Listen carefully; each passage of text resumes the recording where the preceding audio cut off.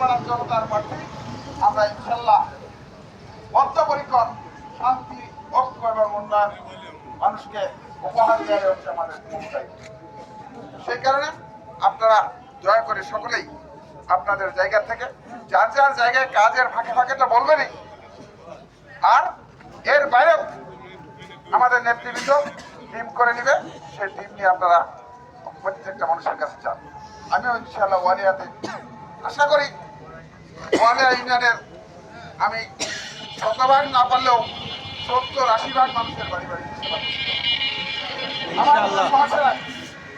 রাজনীতিতে নেমেছি এক্সটেনশন জীবনে আছি, হাসিনা তো অনেক আগেই মেরে ফেলতাম, পাইছি তো আছি।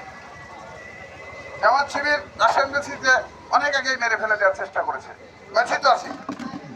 এবার শেষ লড়াইয়ে আপনাদের লালপুর বাগাতি পাড়ার মানুষের উত্থান করা হচ্ছে, মানুষকে শান্তির পক্ষে